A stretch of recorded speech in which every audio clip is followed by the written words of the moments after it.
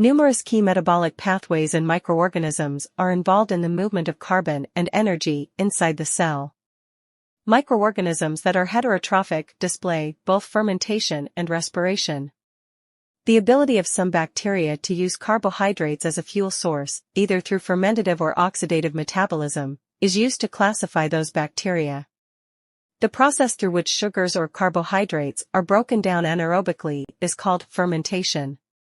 Typically, fermentation produces gas and a variety of acids as its end products. Certain bacteria species are able to use citrate as their only carbon source. The bacteria are cultivated on Simmons citrate agar to check their ability to use citrate. The bacteria will break down the citrate and change the ammonium phosphate into ammonia and ammonium hydroxide by using the enzyme citrase. When the pH of the slanted agar is raised to an alkaline level by both of these molecules, the agar will turn blue and become alkaline. Creating keys or diagnostic tables is part of the traditional method for identifying microorganisms. An identification of a microbe as a member of a certain microbial group is achieved by asking a sequence of yes or no questions in a dichotomous key that navigates along the branches of a flow chart. When identifying an unfamiliar pathogen, most students in laboratory courses for introductory microbiology use dichotomous keys. The qualities that are utilized to create an identity key for a given group must remain consistent, regardless of whether the choices are discrete. We need to be certain in our findings while identifying microorganisms, thus it's usually a good idea to repeat a test procedure.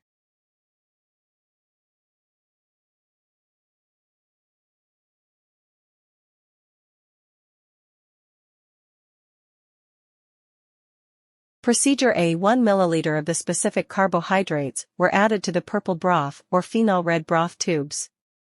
The tubes were labeled.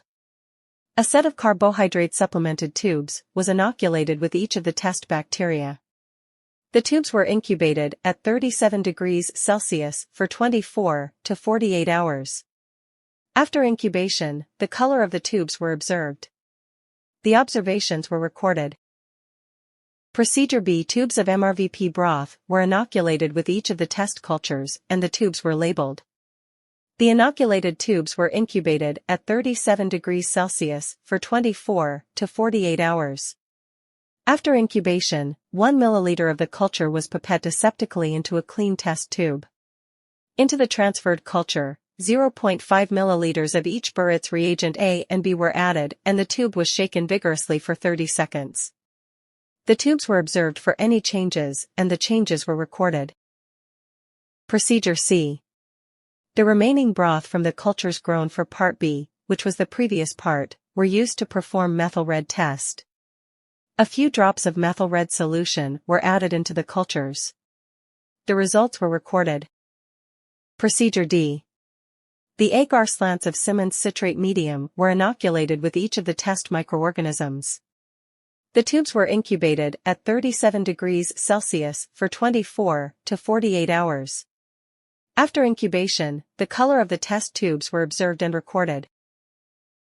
Procedure 5B: using Berge's manual, a list of features that describe the genera and species listed in categories A and B was made and examined. A loopful bacteria from the unknown mixture was streaked onto appropriate media to separate two unknown microorganisms into distinct colonies. The tubes were incubated at 37 degrees Celsius for 24 to 48 hours. One of the plates was incubated at room temperature while the other plate was at 37 degrees Celsius for 24 to 48 hours. After incubation, well-isolated colonies were observed. The colonies of the two microorganisms were identified. After that, each colony was restreaked onto fresh agar plates to ensure purity. The purity was checked and the stock cultures were established on agar slants. Then, the stock was refrigerated. Necessary tests were performed to identify a particular unknown bacterium. The results of all tests and the identities of the unknown bacterium were recorded.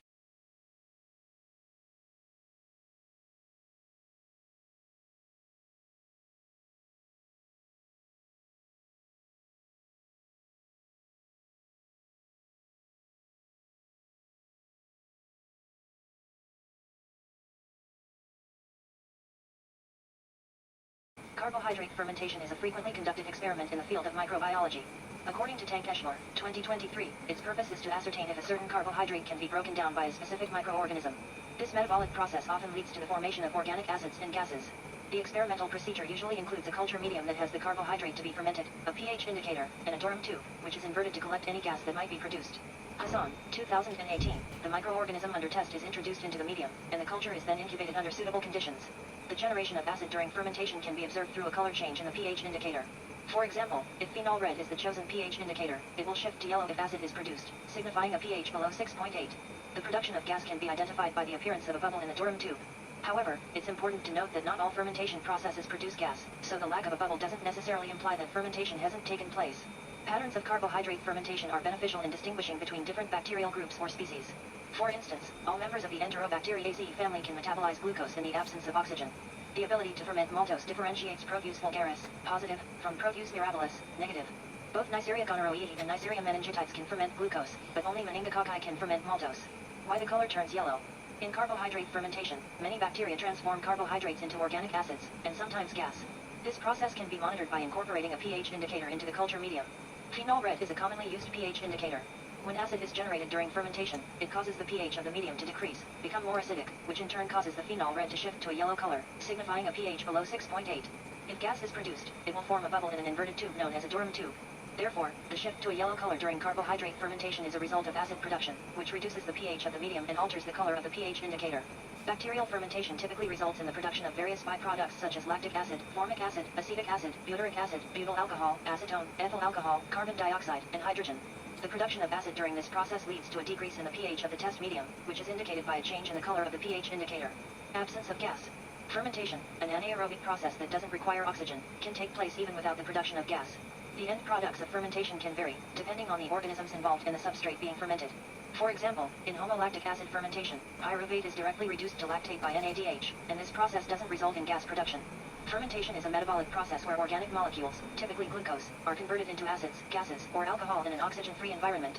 The primary role of fermentation is to transform NADH back into the coenzyme NAD+ for reuse in glycolysis. During fermentation, an organic electron acceptor like pyruvate or acetaldehyde reacts with NADH to form NAD+, producing products such as carbon dioxide and ethanol, in ethanol fermentation, or lactate, in lactic acid fermentation. Therefore, fermentation can still take place even if no gas is produced.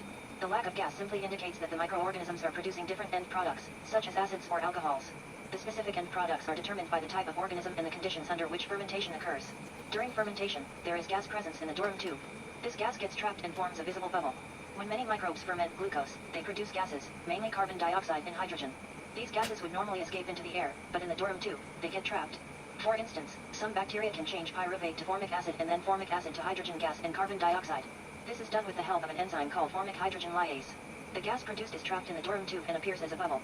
So, the presence of gas bubble in the Durham tube, it means gas was produced during fermentation. For Vokes-Proskauer, VP, test, it is for understanding how bacteria handle glucose, but in a different way. After adding specific reagents, the solution turns pink. It's the bacteria leaving a mark. This color change signals that the bacteria have produced acetoin during their glucose processing. Acetoin is a clue that the bacteria favor a metabolic pathway called the butanediol fermentation pathway. One of the bacteria that give a positive VP test is Enterobacter aerogenes. However, if there is no significant color change, the bacteria didn't leave a distinct mark. This might tell that the bacteria might not be a big fans of butanediol fermentation pathway. Some bacteria that gives a negative result is Escherichia coli. For red methyl test, when the bacterium consume glucose, some of them produce stable acids as a result. After adding the methyl red reagent, the bacteria turn the solution red. It means they made a lot stable acids during their glucose feast. This red color is like a signal to tell the scientist that these bacteria prefer a pathway called the mixed acid fermentation pathway. One of the bacteria is Escherichia coli, where it gives a positive result in methyl red test. While for negative result, the bacteria didn't produce many stable acids during their glucose adventure, as they didn't turn the yellow solution to red after adding methyl red reagent. This lack of a color change suggests that these bacteria might be using a different metabolic pathway, like butanediol fermentation pathway. One of the bacteria that gives a negative result is Klebsiella pneumoniae. Citrate agar is used to test an organism's ability to utilize citrate as a source of energy. The medium contains citrate as the sole carbon source and inorganic ammonium salts as the sole source of nitrogen. When the bacteria metabolize citrate, the ammonium salts are broken down to ammonia, which increases alkalinity. The shift in pH turns the bromothymol blue indicator in the medium from green to blue above pH 7.6. In our experiment, sample A yielded a negative result with no color change, indicating that the organism in sample A was unable to utilize citrate. On the other hand, sample B showed a positive result with a color change from green to royal blue, signifying citrate utilization. Bacteria that can grow on this medium produce an enzyme, citrate permease, capable of converting citrate to pyruvate, which allows them to transport citrate into the cell. Inside the cell, citrate is converted into alkaline products, mainly carbon dioxide and sodium carbonate. The sodium carbonate produced raises the pH of the agar from its initial slightly acidic condition to alkaline. This pH shift is detected by the indicator, bromothymol blue, causing a color change from green to royal blue in positive cases.